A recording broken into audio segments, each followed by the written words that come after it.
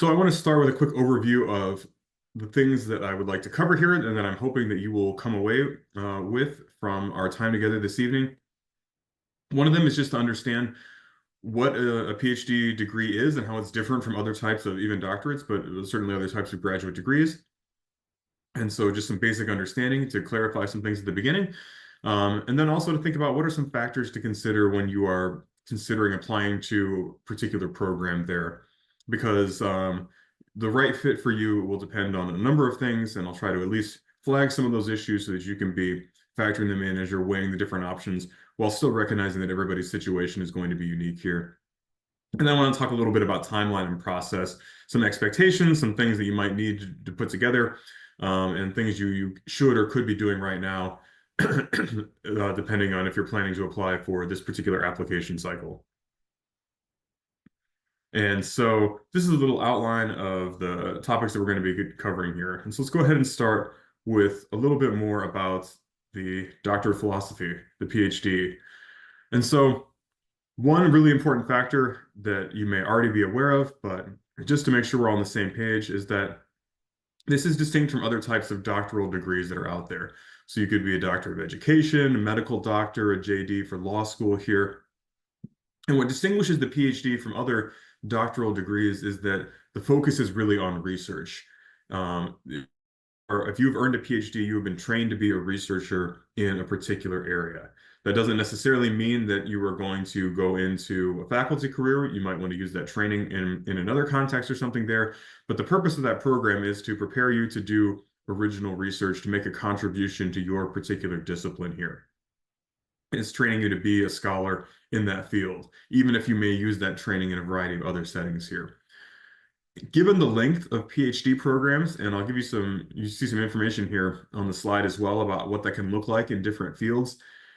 It's really important to have that interest in research because, again, some programs are shorter, some programs have you earn a master's degree along the way. So sometimes these statistics factor in some of those things there. But if you're considering taking somewhere between, say, 5 to 9 years, depending on where you're going there, that's a long time. That's a lot of life to dedicate to pursuing your education. And so you really need to think about, is this something that you are interested in doing? Is there an element of research or something that you'd like to be trained in that is really going to hold your interest and be something that you think is worth that investment of time and effort that might take half a decade or more to be part of this there? So again, these numbers are averages, and they are for US PhD programs. If you're considering a PhD program in another country, they can be shorter. European PhDs tend to be much shorter.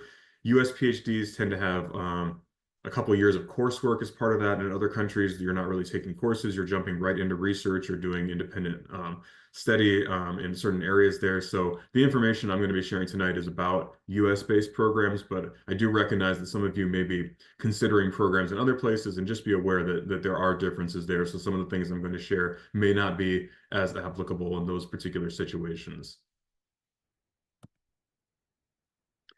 Another thing that is important to note about PhD programs in the United States, in contrast to some other types of, again, doctoral degrees, like a doctor of education or a doctor of pharmacy or a law degree, is that typically it's going to come with funding. And I would say the expectation is that it should come with funding.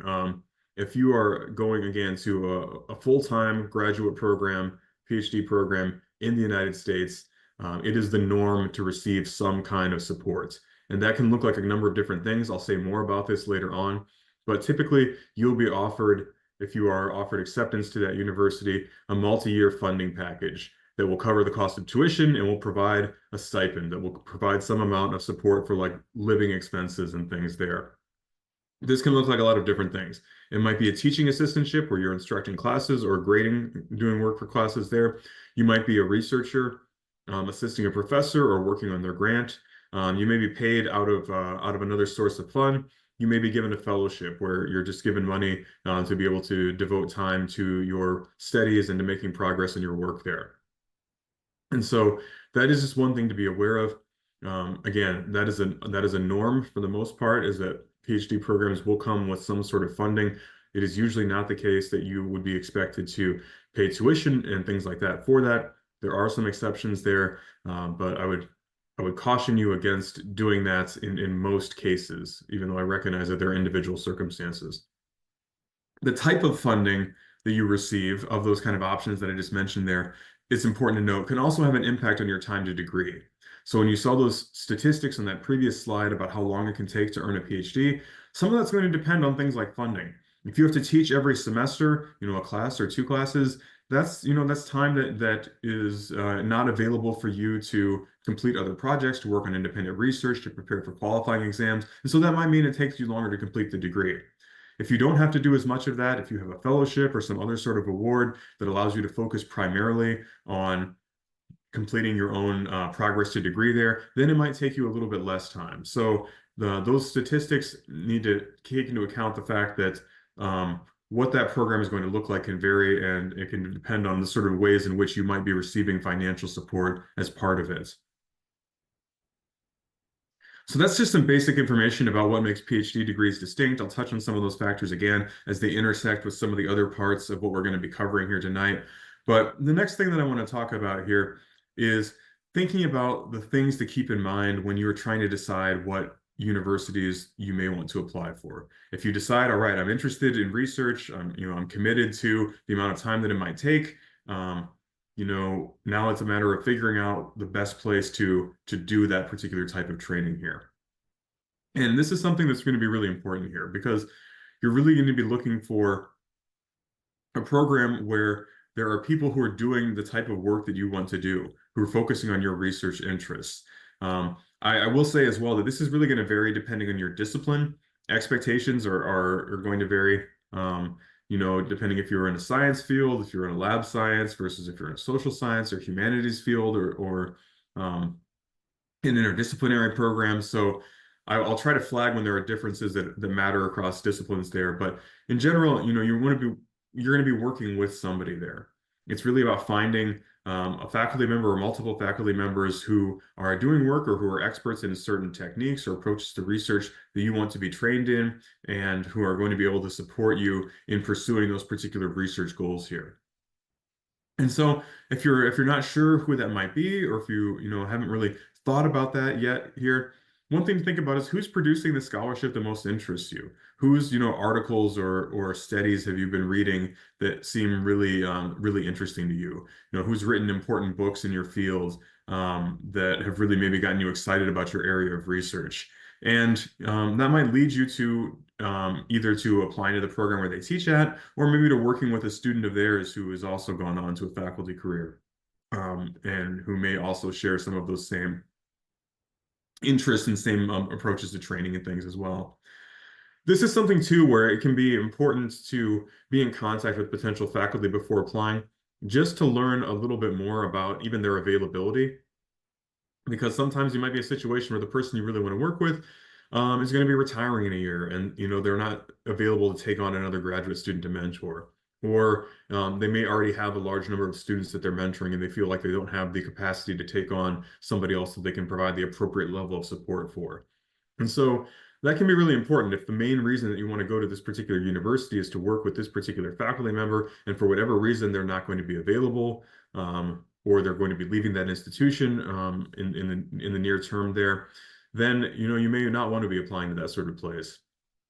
There are some differences there. There are some programs, particularly in some science fields, where they may actually tell you not to contact faculty beforehand because you might go through like lab rotations and things like that. So there are some exceptions to this, but as a general rule, I would strongly encourage you to be contacting potential mentors as part of that graduate exploration process. And again, I'll come back to this point a little bit as well. Programs have different types of features too. So again, thinking about what it is that you're hoping to get out of it. Universities have certain types of resources as well. There might be particular lab facilities that would be really important to the work you want to do, or maybe they have certain library collections that would be particularly strong in the area that you want to do research in, if it's like a humanities field. So those are factors that can be also can help your time to degree too. If you are able to do a lot of that work right on campus, instead of maybe having to travel or try to get funding that lets you go to other places to get to the source of the materials that you may need to work with within that. Another important factor is just the outcomes of the programs you're considering. Program reputation, and that there are a lot of things that can go into that, and that can mean different things there. it has an impact, particularly if you're thinking about faculty careers. And think about where people who have gone to that program have gone on to. Are they doing types of work that you find interesting? If you're thinking about an academic career, are they teaching and working at the type of institution that you might want to do that? Have they used their training in another area, in industry or government work or something there? That might be an option that you're considering. That can be helpful to see what sort of networks might be available for that institution, to see what sort of preparation that those graduates have. And I do just want to say, not for the purpose of trying to feed into this and amplify its impact there, but when it comes to academic hiring for faculty roles there, prestige does matter. And there's data that really shows that the reputation of the program can have a big impact on the types of opportunities that you might be able to get. And so I'll flag this here just as a way to demonstrate this. I'm not suggesting that these are the only options you should consider, but Nature did a really interesting study of faculty at research institutions in the United States and found that 80% of all faculty who were trained at institutions offering doctorate degrees come from 20% of universities. So just 1/5 of universities produce 80% of the faculty that are teaching at universities that offer doctoral degrees. And of that, just 5 universities alone have produced almost 14% of current faculty. Um, this varies significantly by field. So this is not, you can go and find this article if you're interested in it, and you can see, the data set and see what, probe that a little bit more here. I say this not because I'm saying you should only apply to programs at these universities. Certainly, there are many other great programs out there, but I do just want to note that again, that there is a real impact to the reputation of programs there, and faculty from some universities are really overrepresented in terms of where they did their graduate training as part of that. So again, if you are interested in that type of R1 professor job, and you're kind of wide open into where you might be going there, I don't want to say this should be the only factor to consider. I don't think that that's true, but I think it's important to have some transparency around these sort of things here. And so I do want to at least share that piece as another point of data as you're factoring in some of the things along with the things that I just mentioned a moment ago. So in addition to thinking about who's doing the research you want to do, what are the program outcomes or the outcomes for graduates and things there, you want to think about what type of program you want to apply for, because there are programs that might be in a particular discipline, like biology, or geography, or you know, um, public health or something. Then there are other programs that are more interdisciplinary. This is particularly the case in humanities or social sciences, something like American Studies, Women and Gender Studies, just two examples of interdisciplinary programs. And there are strengths and weaknesses to any particular program there. I want to flag this here just because, again, there is, I would say, somewhat of a preference in academic hiring if you're thinking about faculty roles for people who have done training in disciplinary programs. There are a lot of people in American Studies programs, for example, who might have a PhD in English or a PhD in history. But you can take that training and take it into different kind of areas there. And so I think this is changing somewhat, I would say. I think that this frankly prejudice against interdisciplinary PhDs is softening a little bit in some fields there. But the point that I want to make with this is that you can do work that is interdisciplinary in the context of, say, a program that might just be a PhD in sociology or a PhD in chemistry. And so even if you're doing work in a disciplinary focused department there, that doesn't mean that you can't also be using methods that might be coming from sociology and anthropology if you're a historian, for example.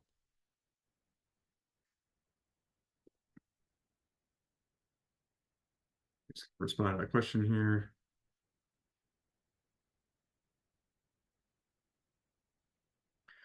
And then, as I mentioned before, is since the norm is that PhD programs are going to be funded in the US, understanding what that funding looks like is going to be important as well, because again, that can really vary. In some programs, everybody's going to be doing a lot of teaching. That can make it harder to finish your degree in a certain time frame there.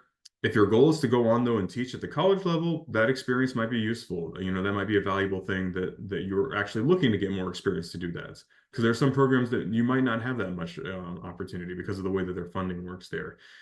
There are variations in terms of how much funding is available. It's fairly common to be offered 5 years of funding if a program takes at least that long. But sometimes, there might be a situation where most people are taking longer than that, and they might run out of funding, and they may have to try to find it from another source at that point. Other programs, have larger amounts of funding that might be available as part of that. So again, that is something that's going to be specific to universities, but it's definitely something to look into. Make sure that you understand what exactly they do to support their graduate students, what sort of options and resources are available, and to what extent do they expect their students to be the ones proactively looking for, say, teaching positions on campus or outside sources of funding versus how much is already going to be provided by the program itself.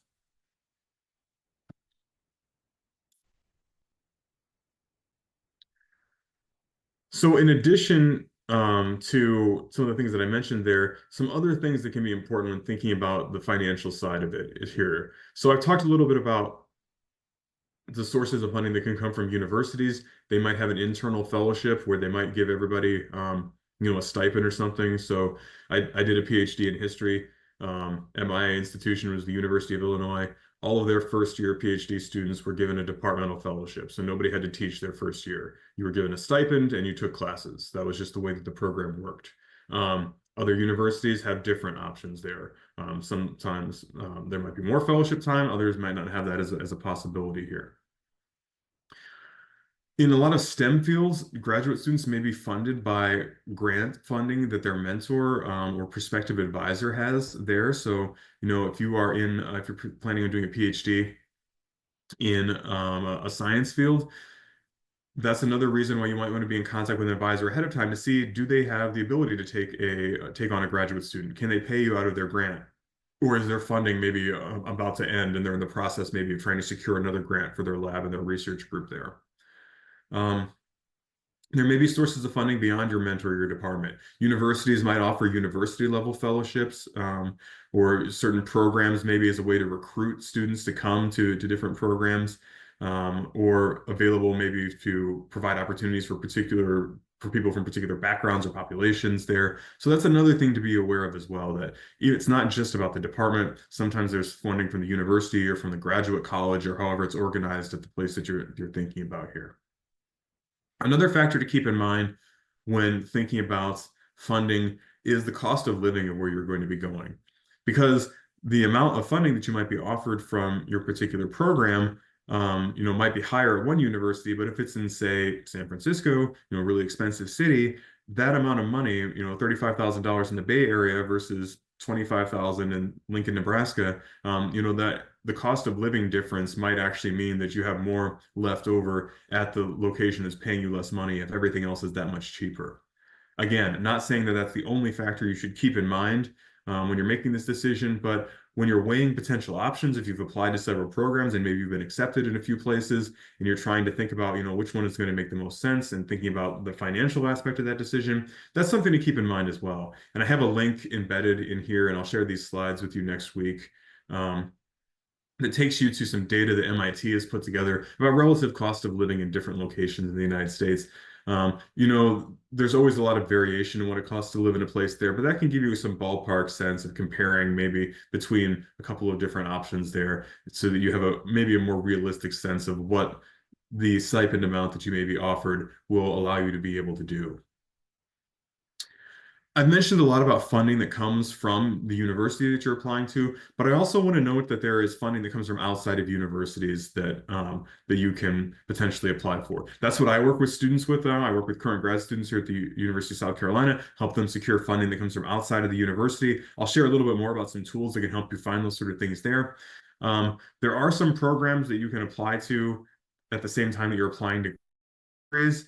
But in general, a lot of the sources of external funding might be things that you apply for after you're already enrolled in a program. It might be a grant that helps pay for equipment for your dissertation research, or if you need to do field work somewhere, say you're in anthropology and you're going to go spend 12 months in Bosnia doing ethnographic research. You may be looking for a grant that's going to help pay for you to travel and to live and to do that data collection that's then going to be the basis of your dissertation. So those are things that it's important to be aware of when you're going into things that you may not be applying for at the time of your of your initial submission here, but it's good to know that these are things you can be thinking about that may be important for the things you actually want to do when you're in that program here. One piece of advice that I mentioned a little bit before, because the norm is that PhD funding or PhD degrees will come with funding in the US, is that in most cases, I would strongly discourage you from doing a PhD degree that doesn't come with any funding. Um, Again, I recognize that everybody is in unique situation. Some people, you may really want to do a PhD, and for family reasons, you're not really able to just move anywhere, and so you need to do it at a university that's close by, and that program unfortunately doesn't have funding or something. Or, maybe you are studying part-time and you're working a job and your employer gives you money for tuition or something there. So I recognize that there are exceptions to this, and so I don't want to be um, too dogmatic and say what you should be doing with your life here.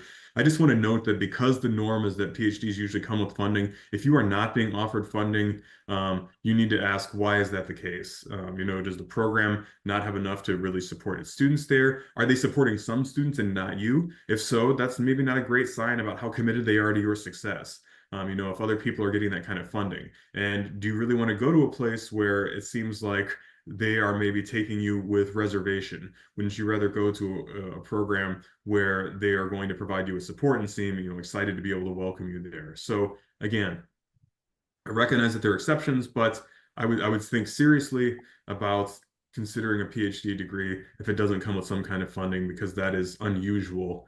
And unless you're in some particular personal situation there, I think that would be a little challenging. Oh, I see we've got a question in the chat about funding and for those who work at the university take advantage of the employee tuition.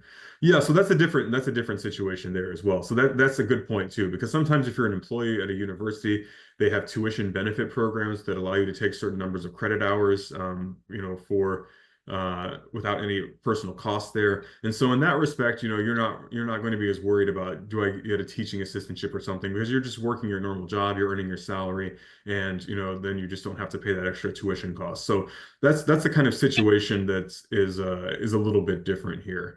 I don't work directly like at the University of South Carolina.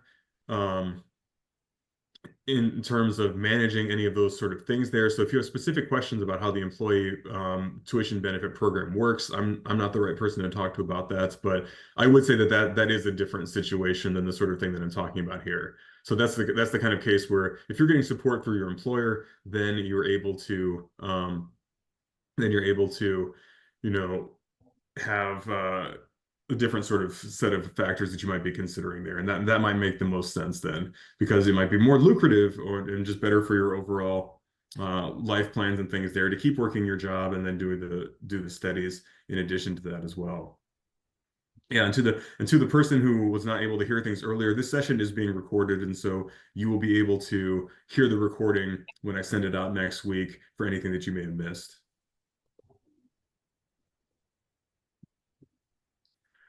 So to talk a little bit about finding funding that comes from outside the university, again, that's what I specifically work with students on, and so I'm always happy to talk with anybody individually about this in more detail. But I just want to flag that there are a number of databases that can be helpful for finding sources of money that can support graduate studies. This could be grants or fellowships or scholarships. It really depends on who's offering the funding and what their particular goal is. But these are all databases that you can use. Pivot does require you to have either access to the University of South Carolina or through another institution that subscribes to it. It's not just an openly available resource. If you're a USC student, you can set up an account for that. If you're at another institution, you might see if they have access to Pivot. The other ones on here, though, the three other ones there, anybody can use. And you can plug in a variety of different factors. And I'll just flag a couple factors that may be relevant to help you find options that may be available to you. Because there are a lot of different factors that can impact your eligibility for funding. There are things like the type of stage you're at in your program. There are some awards that you have to be ABD. That means that you've finished all of your coursework, you've defended your proposal. The only thing you have to do is finish the dissertation, the all but dissertation stage. or being a PhD candidate, as it's also called there. So, for some awards, you might have to be at candidate status, or it may just be for that last year when you're finishing writing the dissertation. There's some that are meant to provide support during the very early stages of graduate study, and you may have to apply within your first year. So, depending on where you're at in the course of your program, there might have impacts on eligibility. Um, Particularly in the US, a lot of funding that comes from the US government has restrictions around it only being available to US citizens. In some cases, also permanent residents and US nationals are eligible as well. So if you're an international student, that's another factor to consider. All of the databases that I just mentioned on the previous slide let you search by citizenship criteria. So you can see, I'm an international student. What's available to me? Here's some key terms that I'm putting in there. That's a way to figure out what sort of things are available. There are programs that provide supports to applicants regardless of their citizenship. And I can help you find some of those sort of things there. I can't guarantee what will be available in every person's case, but just be aware that that is another factor that can have an impact as well. There are some funders that are really interested in providing support for opportunities for people from particular backgrounds.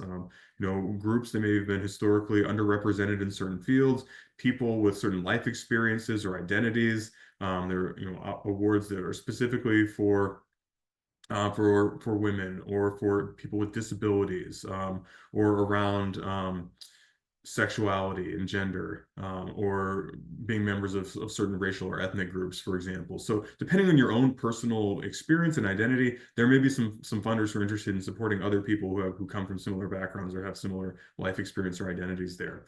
So when you're looking at those databases, I really encourage you to think broadly, not just, I'm interested in political science, but thinking about what do you want to research, because maybe you want to do your research on political science specifically in Brazil. And, maybe there's a funding agency that isn't just for political scientists, but is interested in research related to Brazil.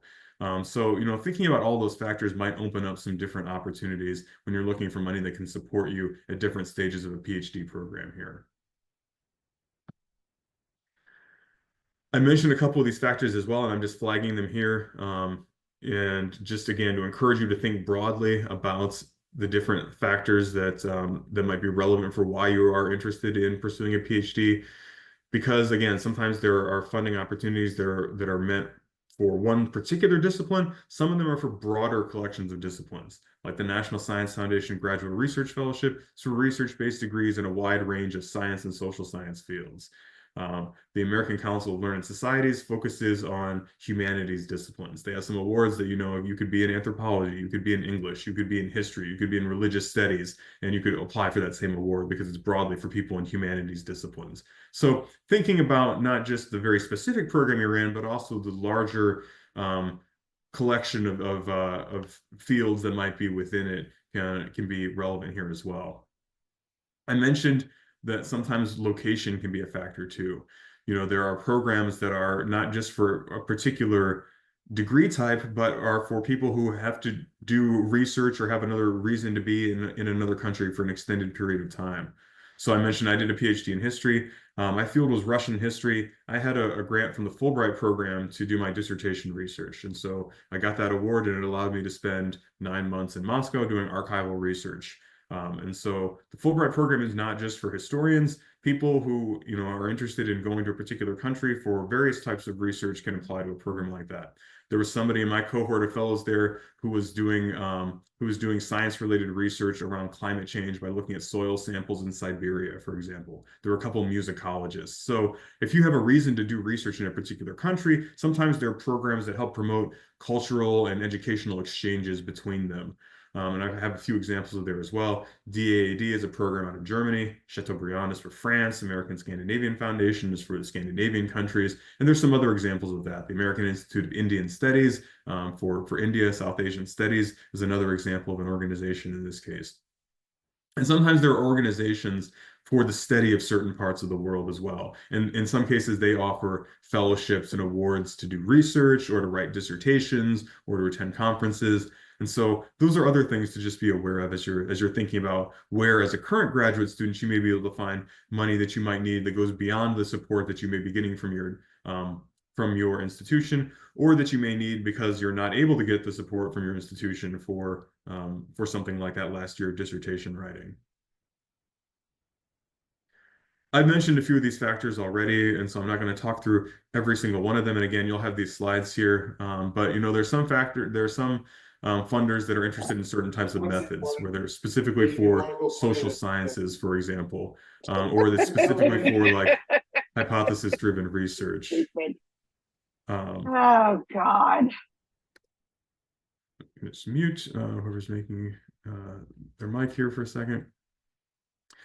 I've already mentioned citizenship and identity here. I'll just note as well that oftentimes there is more support available for full-time study when it comes to outside support. So if you're a part-time student, there may be some awards you can apply for, but note that some of them, the vision behind the particular funder is to provide opportunities for people who are dedicated to full-time study. So if that's not your situation, just clarify that you're eligible for it before taking the time to put together an application for it here.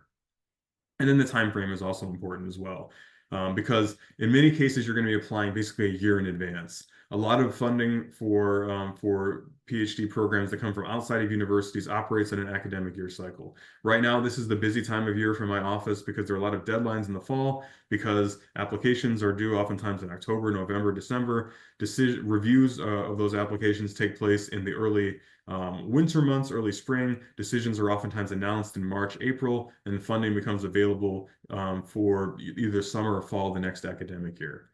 There are exceptions to that. Not everything works on that cycle. Some are faster. Some of them have different deadlines and things there. But as a general rule, I always recommend planning a year ahead when you're thinking about applying for a grant or a fellowship from outside of your graduate program there. So giving yourself enough time and thinking about, okay, if everybody in my program does dissertation research in year 3, fall of year 2, I might need to be applying for an award and I'm going to need funding that's going to help me achieve that particular research. So a variety of factors that can be helpful to keep in mind if you want to use those databases to find funding that comes from outside the university. But again, there's also funding that comes from inside the university for PhD programs. And I'm going to encourage you to be clear on what is expected or what's normal within the types of programs you might be applying for. So we talked a little bit about some of these other factors around just basic concepts here and some factors to consider when deciding on programs that you might want to apply for. So say you've done that, say you've identified some institutions that you're interested in here, thinking about what's that next step as I'm ready to go forward with all of this. So I mentioned a little bit about finding some faculty members here whose research interests you. I'll say a little bit more about this. Again, looking on the websites of the universities that you're looking at for institutional bios or personal websites. In some fields, scholars are pretty active on social media, so following them and seeing what kind of content they're posting. Sometimes new research or preprints or things like that are shared on social media first. For STEM fields, there you can find lists of major grants awarded by the National Institutes of Health and the National Science Foundation. So that can let you know who's doing research in areas that you want and who has current funding. Again, if you may end up being expected to be paid out of a faculty member's grant, it might be useful for you to know what the status of their funding is. Do they have a grant that they're still in the middle of? Is it about to run out? That might be something to think about as well here.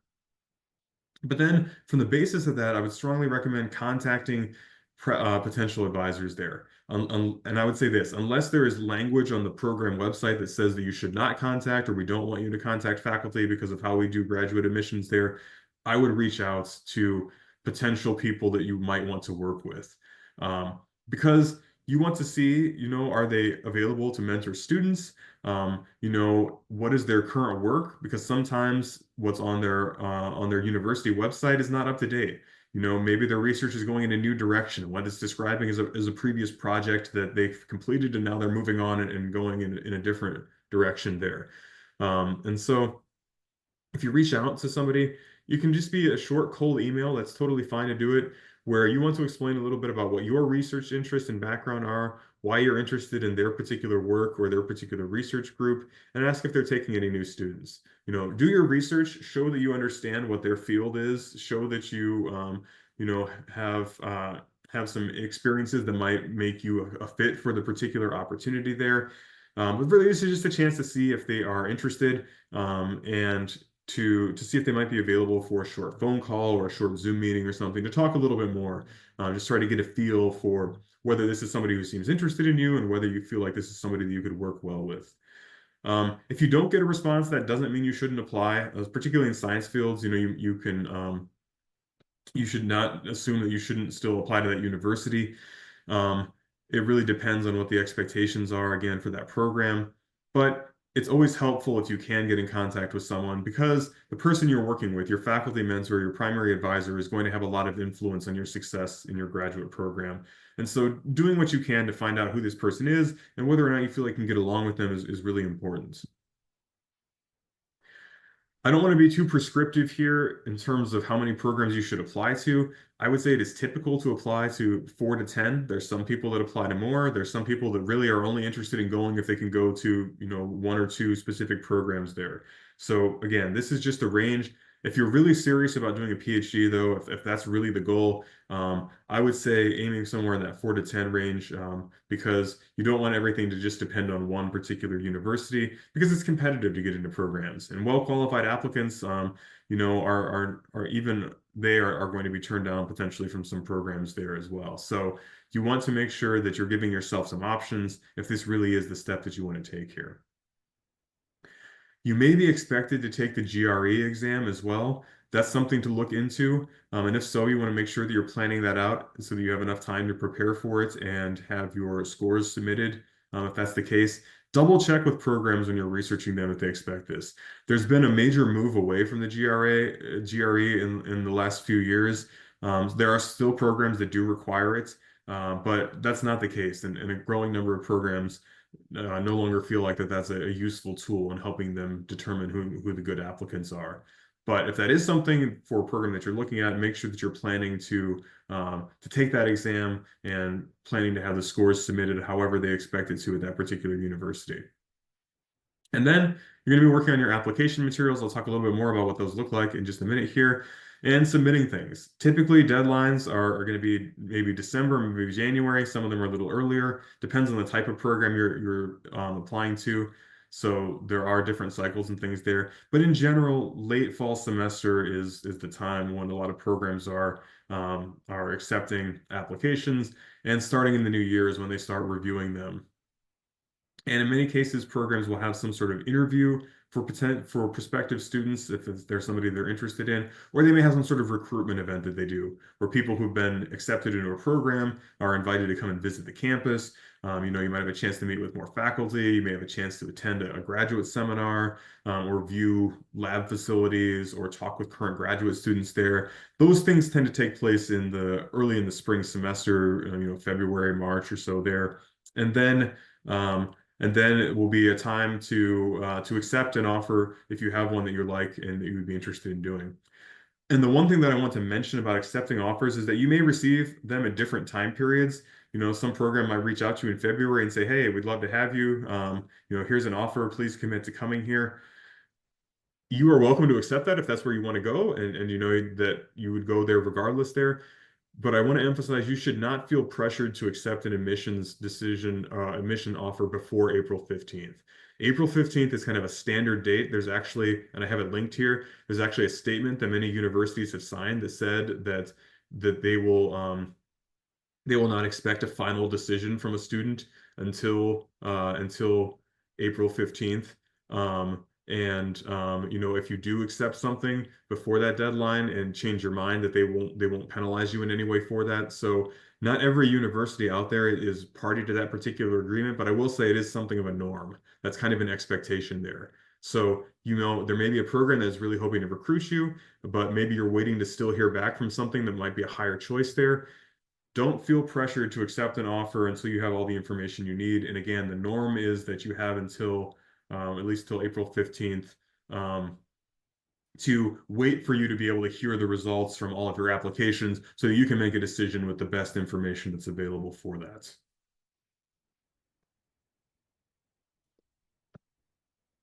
So this is broadly what a timeline can look like here. Depending on when you get started, At this point here, we're jumping a little bit ahead. So, in the fall semester, if you haven't had a chance to be doing some research for programs and you're planning to apply this cycle, I would do that right now. I would be sending some emails to faculty members.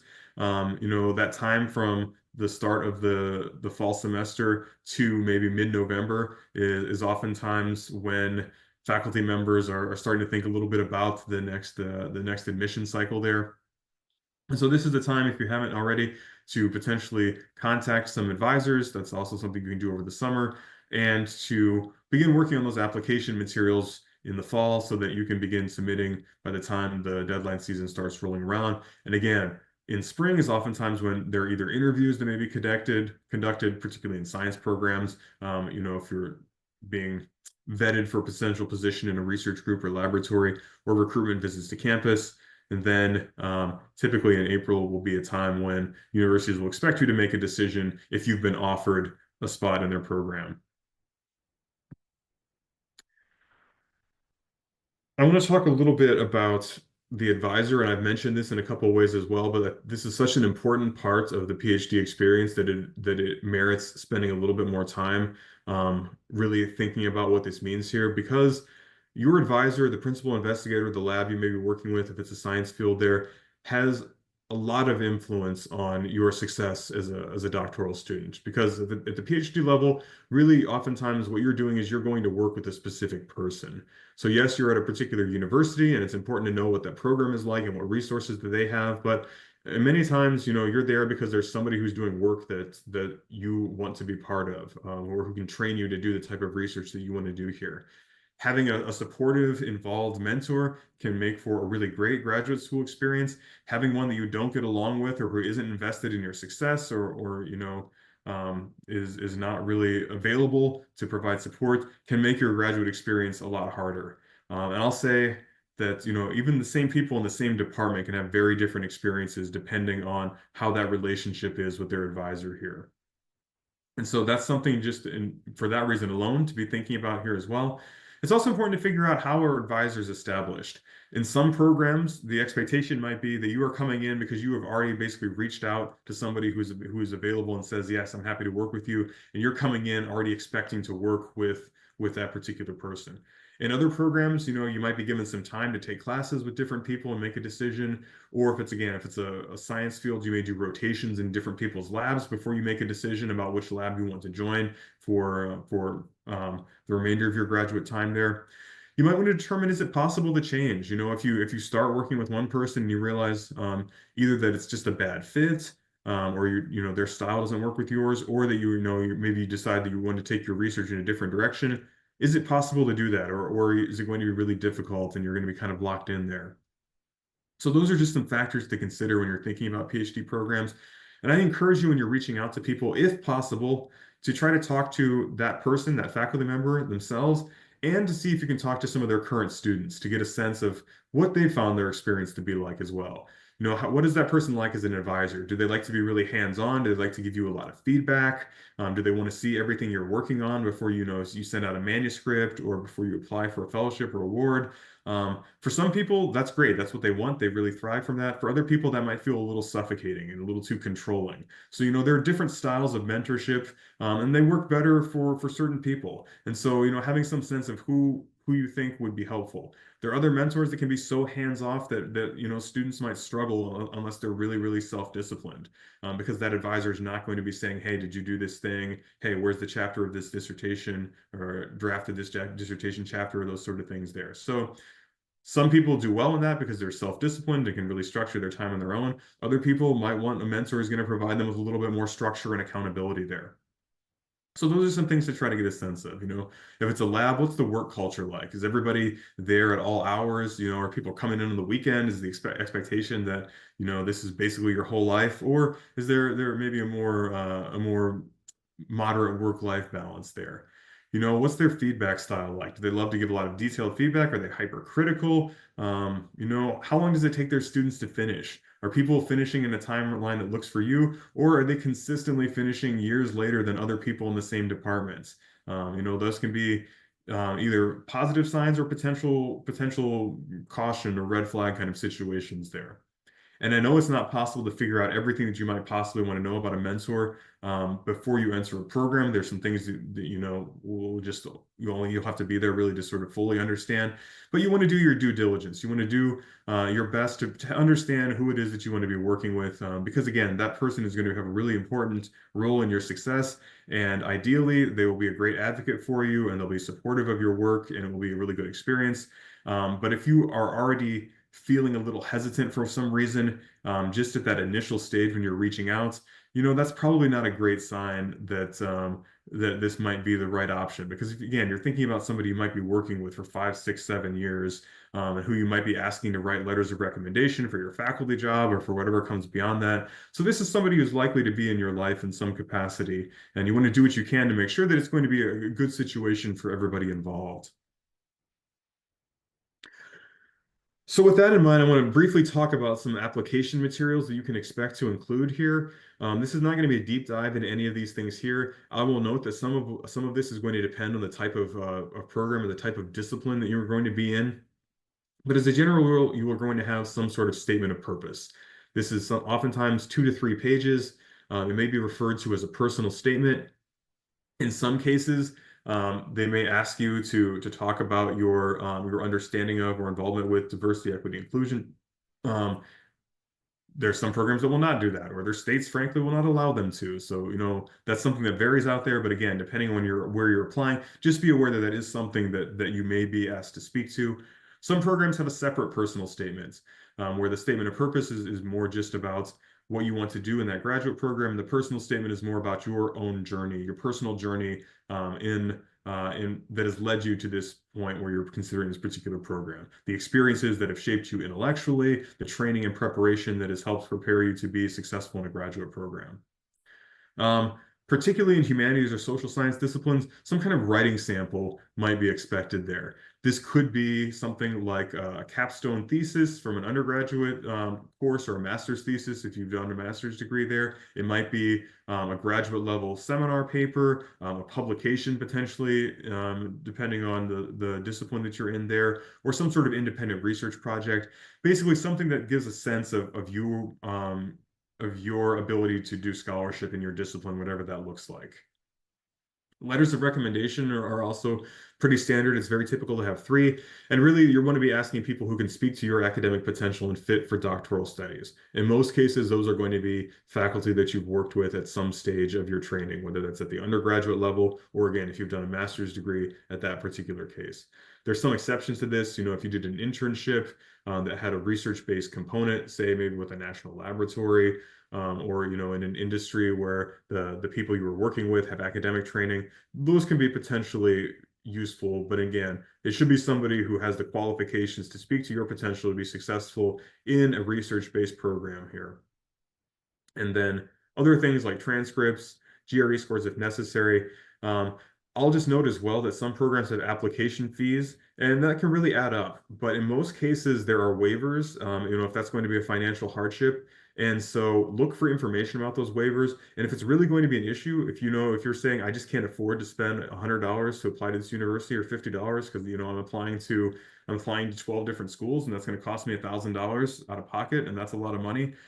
Even if there's not information about a waiver, I would reach out to that program and ask for it because in many cases there may be a way to get that waived.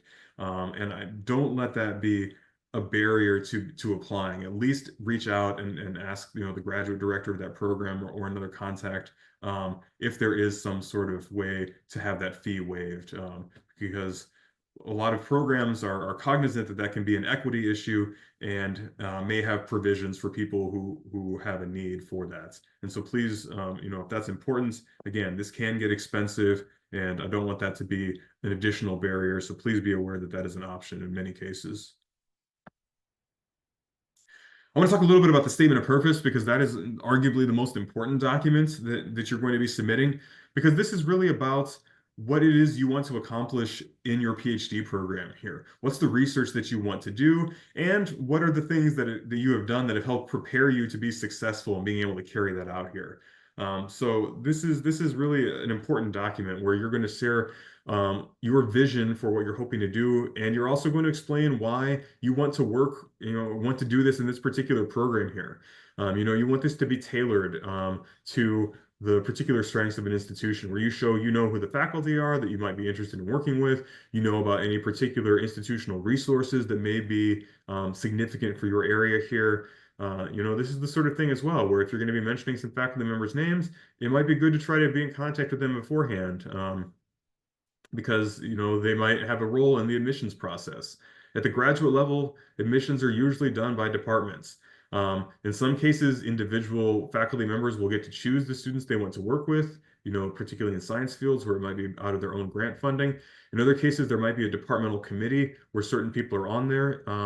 But this is different than applying for undergraduate degrees. It's not going to go through that same process of like an office of admissions to have its own people that rate applications and make decisions there. So that's another reason why it's important to be in contact, unless the program specifically tells you not to, with potential people. Again, that doesn't mean you shouldn't apply if you don't hear back, but it can be really helpful to have already made contact and have somebody who knows who you are and who's already excited about the possibility of you coming to be a student there. I'm not going to talk through everything here, but I just came across this today and decided to add it into this presentation because I liked it so much. This is a really great document that Professor Jillian Goldfarb, who is a no, I'm not remember, I think chemical engineer. She's in an engineering program. She's a professor at Cornell University, and she's very active on LinkedIn, sharing resources for students about applying to graduate school and about applying to postdocs. And so I would encourage you can follow this link when I send these slides out, especially if you're in the science field. She has a lot of great advice just about how to go about being successful in applying to graduate programs here. And this is some useful advice about how to write a statement of purpose here. It's really a way of thinking about what it is that an admissions committee needs to get out of this document. Yes, great. I'm glad to see that there's somebody here who's already familiar with her resources. I've been following her for a little while, and I think I really appreciate her generosity in trying to provide understanding of the hidden curriculum of graduate school and just of academic life in general here. So I'm not going to read through this here, but the big point is that admission committees are looking to know that you understand what a PhD is, that you have specific research interests, that you have relevant skills that have prepared you to be successful for this, that you have some understanding about what research is being done in your field there and where there might be a need for some additional research here, and that it's focused in that respect. It's not just meant to be the sort of long, open-ended story about your life. It's not a comprehensive biography. It's not an exhaustive description of every research experience you've had before, or every paper that you've written or outcome there. It's really about showing that you understand what scholarship is like and that you understand that a PhD degree is about training you to create new knowledge. And so those are the sort of things that you're thinking about, and that your statement of purpose is really meant to communicate. That can be done in a number of different ways here. So I just pulled a couple examples, or an example here rather, from a statement of purpose, just to give you an example of what a prompt might look like. You will find different types of wording at different universities. This is an epidemiology program at the University of California, Berkeley. And you might find other types of wording, you might find other types of length requirements there, but in general, the things that they're going to be asking for are going to be largely the same. So whether they describe it in the same way that I have here with this example or something else, the sort of things you're going to be asking for are exactly the sort of things that I just mentioned. Explain your career goals, why you need this particular degree, why are you applying to this particular university, what are your proposed research topics. Those are the sort of things that you want to be doing, because this is really a document that shows that you have the sort of desire to be a scholar, and that you have an interest in particular research areas, and you have a chance to identify where you want to do that research, and you know why this is the right university to pursue that particular type of research. Because I mentioned that some programs have personal statements here, this is an example again from that same program. You can find other examples out here. This is, again, just to give you a sense of the sort of things that you may have the opportunity to speak to here. So for this particular program, they have, in addition to that statement of purpose, they have a separate personal, they call it a personal history statement, but a personal statement. And so they're asking here where you can have an opportunity to share a little bit about your personal background, factors that may have had an influence, on your life experience so far. In this case, this statement, I don't know if they've adjusted it since then, but if you had your academic studies disrupted by something like COVID or other sort of things there, it's a chance to provide a little bit of context that otherwise is not going to be clear just from your other admission documents. Again, a personal statement is not an exhaustive biography, but oftentimes, there are important reasons, maybe about your own family experience or your culture or your identity that has shaped your interest in a particular research topic. Or maybe your path to graduate school doesn't look like everybody else's. And you want to explain that that GPA that might look a couple points lower than somebody else's actually is a really significant accomplishment because you were working full time that entire period, or you were dealing with a chronic illness, or had some responsibilities for caring for members of your family or something there. So the personal statement is a chance to give a sense of your everything that you bring as an individual, and to provide some context for something that somebody might not fully be able to appreciate just looking at your transcripts, or the other documents that you may be supporting there.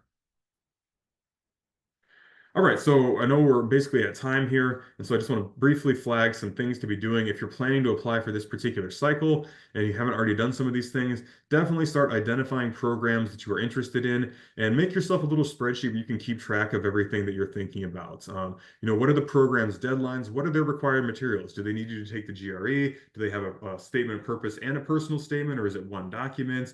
How long is it? Do they require 3 letters of recommendation or a different number? Just so that you're not going to miss out on anything.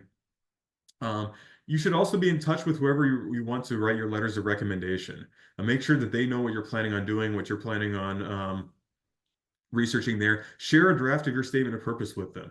That's a great way to get some feedback to help make it stronger, and also to make sure that they can write their recommendations in a way that aligns with all of that as well, and to really be as supportive as possible with all of that. And as I mentioned before, it's important to reach out to potential advisors. Again, unless their program doesn't actually expect you to do that, because this can really be important in terms of getting accepted into programs, because again, faculty are usually involved in admissions.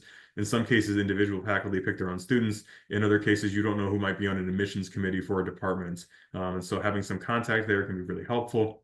And again, get some feedback on the drafts of the statements that you're working, especially from a current faculty member, to make that materials as strong as possible, and tap into their advice with this process as well. As I mentioned, I work with students who are applying for external funding. So if you want to have a conversation about grants and awards that come from outside of specific universities, I'm always available to do that. So you can send me an email, and you can schedule an appointment with me, virtual or in person, at calendly.com/grad-fellowships. Like I said, I'm going to send these slides. It's probably not going to be until next week because I'm going to be out of the office tomorrow. But I will make sure you get a copy of this presentation, and you can follow up on any links there. For current students here as well, encourage you to reach out to Nigel Smith in the Career Center. Nigel's a great colleague of mine, and he works specifically with current graduate students, and he can help you think about, what is it you might want to do with this particular degree, the different types of things, in addition to maybe being trained for faculty career, that you might want to use that particular training for too. So you can contact with him on the Handshake platform that the university uses for career services. And here are some additional resources. I've drawn on some of these in preparing this presentation, and there are embedded links to some other ones as well. Columbia has a really nice guide for some questions to be thinking about when choosing a PhD advisor. It's meant for students in the sciences, but some of these things apply to other disciplines as well. There's some good books that have been published recently that I've drawn on for this presentation too. I'm a big fan of Jessica Calarco's Field Guide to Grad School, Uncovering the Hidden Curriculum. Recently been reading Is Grad School for Me? Demystifying the Application Process for First-Gen BIPOC Students, that just came out this year. That's also got a lot of great information as well. So you can find these books. Most of them I think are in our library, but they can also be great guides for thinking about this process in a variety of different fields here. Here's my contact information again. You can send me an email. I'm happy to follow up about specific things that I've talked about in this process here, and particularly if you're thinking about applying for funding that comes from outside of the university here as well. All right, I'm going to stop sharing my screen, and I will pause the recording here, and I'm happy to answer questions that any of you may have. I know we've had a few questions along the way, but I definitely want to make sure that you get a chance to get your questions answered here.